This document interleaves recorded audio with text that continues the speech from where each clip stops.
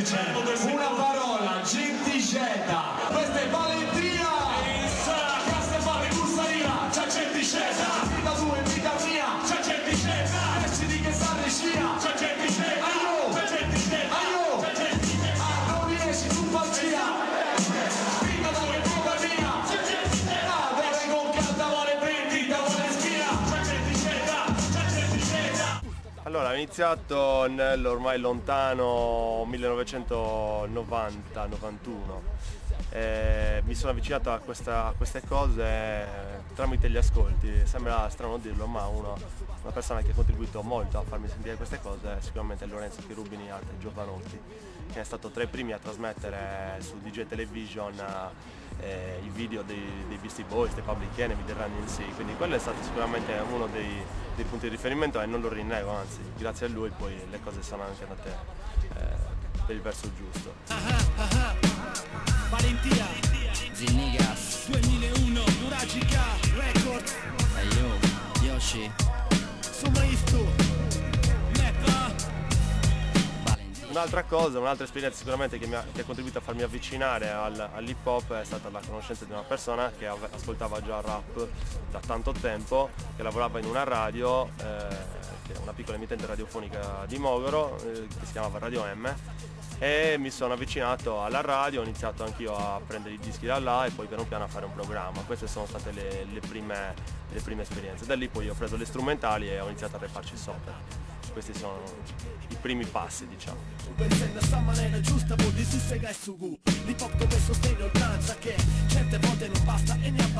Diciamo che io posso di aver iniziato tipo nel 93, una roba del genere, più o meno mi sono avvicinato grazie all'influenza di mio fratello, insomma giravano sempre questi dischi pop in casa, alla fine per forza di cose la dovevi sentire anche perché lo stereo era uno, quella musica si sentiva con grande piacere comunque, per cui alla fine ho assimilato molto il messaggio di mio fratello e dell'hip hop. Ho iniziato con un altro ragazzo, un mio amico di Mogoro, a fare qualche testo così, poi successivamente sono stato preso dai Valentia, cioè abbiamo fondato i Valentia sulle ceneri della Mogoro Posse. I testi erano molto più impegnati a livello anche politico, insomma Valentia nasceva dall'esigenza proprio di avere qualcosa di nuovo, di più fresco, che parlasse anche dei nostri problemi personali, della quotidianità, però in maniera diversa rispetto a come si faceva con Mogoro Posse.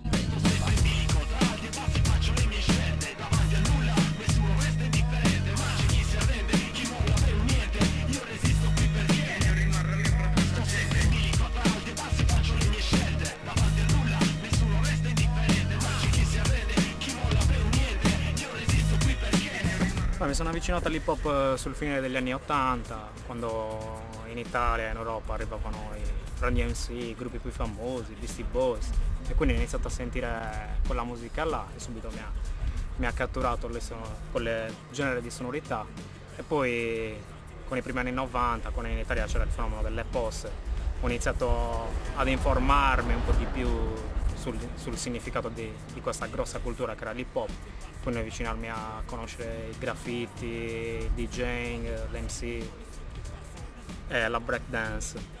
Poi col tempo ho incominciato ad approfondire ancora di più il discorso e quindi a diventare così, ad avere i primi soldini per investire sui dischi e poi a comprarmi anche i Technics 1200 e un mixer e quindi cominciare a mixare e fare un po' di scratching.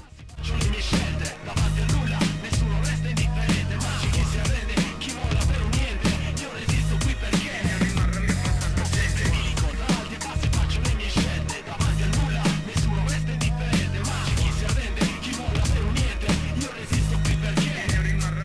Allora io ho cominciato nel 91 diciamo, a produrre qualcosa che non era proprio hip hop comunque, perché il mio approccio a questa cosa qui è stato un po' particolare. E la verità ho iniziato le prime cose a fare un po' di techno, cose acide, e poi ogni tanto facevo magari qualche base così hip hop che però non cantavo nemmeno, scrivevo dei testi, era l'ultimo anno di scuola, fino alle superiori. Poi ho iniziato a scrivere praticamente verso la fine del 91, però le tenevo per me, non le facevo ascoltare, pensavo che fossero delle cagate, insomma, che non fosse roba, però poi iniziarono ad arrivare le prime cose, Isola Posse Star, Onda Rossa, così con le cassettine, non c'era internet al tempo.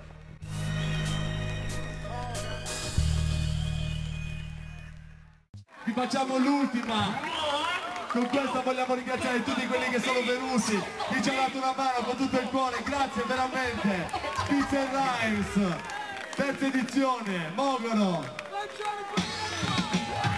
Questa è dedicata ai super giovani e a Berlusconi. Di sessi nominali, non parli in un tempo, aspettativo, tutto su Gesù, tempo, Ecco, Valentia nascono appunto tra il 94, la fine del 94 e l'inizio del 95, con i primi live fatti col nome Valentia all'incirca a maggio del 95. Sì, infatti ormai Valentia ha 12 anni, una realtà che esiste da 12 anni e ha avuto delle variazioni all'interno, lungo la sua storia, a livello di personaggi che vi sono girati attorno. Abbiamo iniziato che io facevo il DJ, avevamo due MC che erano Sumaisto appunto e Meddef. Successivamente si è aggiunto Jamma X che tuttora continua a fare roba per i cavoli suoi, comunque in continente. Poi io mi sono spostato al microfono per un'esigenza personale, perché avevo proprio voglia di comunicare, insomma. Abbiamo preso Subruju come DJ. Successivamente si è passati ad una formazione in cui eravamo io e Sumaisto e Subruju come DJ. Meddef ha continuato a fare le cose, ora fa canti in un gruppo reggae. Successivamente Subruju, per esigenze di lavoro, esigenze personali, ha dovuto mollare. La formazione attuale è quella che si può vedere dal vivo, cioè DJ Zepp ai piatti e Sumaisto e Leppa ai microfoni. Faccio parte di Valentia dall'estate del 99. I ragazzi mi avevano chiamato per una serata perché erano senza un DJ e poi da allora è andato via l'altro DJ, sono subentrato io.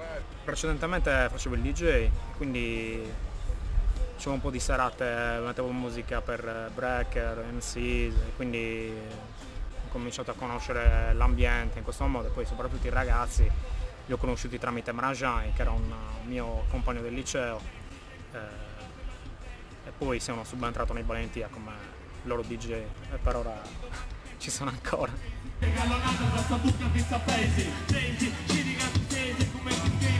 L'utilizzo della lingua, lo dico sempre, non è una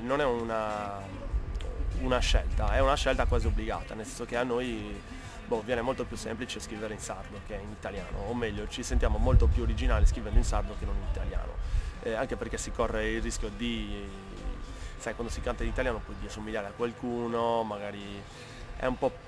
è più semplice per noi scrivere in sardo, onestamente, non ci sentiamo di rappresentare nessuno, non vogliamo essere dei portavoce di nessuno se non di noi stessi, però cerchiamo di creare una nuova musica sarda, cioè che sia un po' diversa da quello che è stato detto e fatto fino ad ora. Questa è l'essenza dello spirito di Valentia. Poi è rap sardo, ma è principalmente musica sarda. In verità abbiamo fatto per ora 2 prodotti discografici, il terzo sta per uscirà spero entro breve tempo.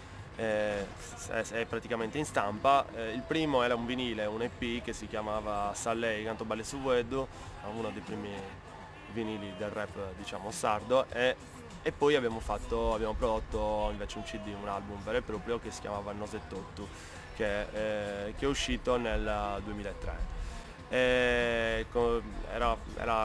Vedeva ovviamente la partecipazione di noi Valentia ed era prodotto interamente da Key Wild, Carlo Gosamo, che si è occupato praticamente di tutte le produzioni, di tutte le basi. Oltre a questo abbiamo anche cercato di coinvolgere diciamo, dapprima nel primo disco delle persone che fossero vicine al panorama hip hop diciamo regionale.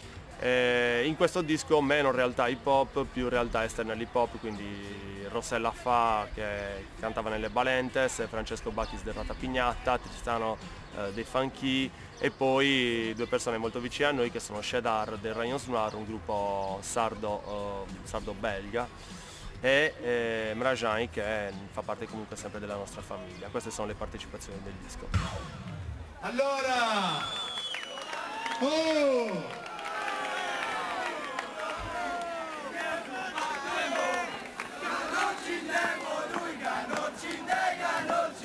Esa